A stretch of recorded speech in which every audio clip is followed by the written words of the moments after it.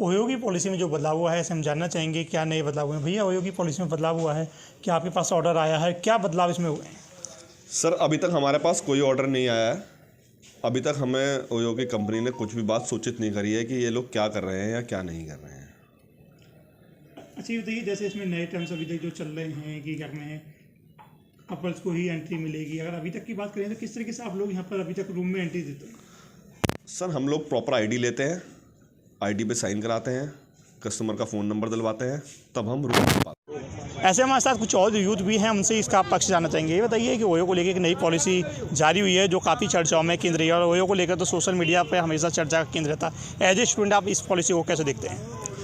Sir, मैं as a student इस policy को थोड़ा ठीक भी मानती हूँ और थोड़ा गलत भी मानती हूँ, क्योंकि कुछ लोगों को काफ़ी नीड होती है प्राइवेसी की भी, और कुछ स्टूडेंट्स भी आते हैं बाहर से पेपर वगैरह देने के लिए जो स्टे करते हैं रूम्स वगैरह पर, तो उन्हें इस चीज़ की आवश्यकता है। बट अगर मैं बात करूँ थोड़े फ़ायदे की, तो स्टूडेंट्स अगर आ रहे हैं कॉलेजेस स्कूल्स, तो इस बहाने से ओयो में ही स्टे कर रहे हैं, तो उससे उनका थोड़ा पढ़ाई में से ध्यान हट रहा है, तो शायद स्टूडेंट्स के लिए थोड़ा ठीक भी है। और अगर प्राइवेसी की बात करूँ तो इस प्राइवेसी के लिए मतलब जो लोग बाहर से आ रहे हैं या स्टे करना चाह रहे हैं या अनमैरिड कपल को रूम्स चाहिए या फिर प्राइवेसी चाहिए, तो उनके लिए थोड़ा सही भी है। गली क्या कहना चाहेंगे अक्षय वैसला, ओयो को लेकर एक नया नियम आ गया है। ओयो तो हमेशा ही सोशल मीडिया पर चर्चा का केंद्र रहता है। एज ए स्टूडेंट कैसे देखते हैं, क्योंकि आपके हाथ में भी परीक्षा का पेपर है, क्या कहना चाहेंगे जब अन्य जगह प्रतियोगी परीक्षा होती है तो कितना आपके लिए अच्छा रहता है? नहीं, प्रतियोगिता परीक्षा में मतलब उसमें कोई लड़की लेकर थोड़ी ना साथ में जाएंगे। उसमें ये जो नियम आया उसमें तो ये है कि अनमैरिड जो अगर किसी लड़की को लेकर आप जा रहे हैं उसमें ओयो में, तो उसे लेकर नहीं जा सकते, मतलब उसमें नहीं रह सकते। मैरिड है कोई तो युवक युवती दोनों रह सकते हैं। तो बाकी हमें तो कोई इसकी ज़रूरत है नहीं कि ओयो में अपना रूम बुक करना है, किसी के साथ में जाना है, तो मतलब सही है, कोई दिक्कत नहीं है। कि ऐसी रूलिंग है बहुत सारी जिसमें आप जो है रिलेशनशिप में रहते हैं और उसको लीगल रूप से किया गया है। 18 साल जिस बच्चे की उम्र है या जिस व्यक्ति की 18 साल उम्र हो गई है, वो किसी के भी साथ में, जिस लड़की की उम्र 18 साल से ऊपर हो या 21 साल लड़के की उम्र हो, वो जाके किसी होटल में रह सकता है। और जो ओयो ने ये एक जो बाज़ार का जो स्टंट है, वो लगातार जो है ओयो की जो गिरफ्त था वो गिरता जा रहा था।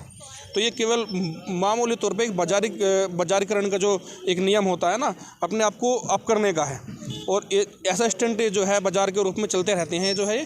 और जो इन्होंने कहा है कि भाई कि मैरिड रहेंगे जो है, और शायद मुझे ये मालूम हुआ था कि कुछ ज़िले के लिए खास रूप से किया है, मेरिट को ही केंद्रित किया गया है। हाँ, तो ये बिल्कुल गलत है। और अगर कोई भी नियम लागू होता है, वो नियम जो है राज्य के ऊपर लागू होता है, स्टेट के ऊपर लागू होता है, देश के ऊपर लागू होता है। जहाँ पे भी है सभी जगह नियम सेम होने चाहिए। बिल्कुल गलत नियम है ये जो है, और ये केवल एक बाज़ार को अपने आप में प्रदर्शित करने के लिए इन्होंने एक ऐसा कदम उठाया कि जिससे जो है जो मेरा डाउनफॉल चल रहा था उसको जो है अप किया है इन्होंने बस।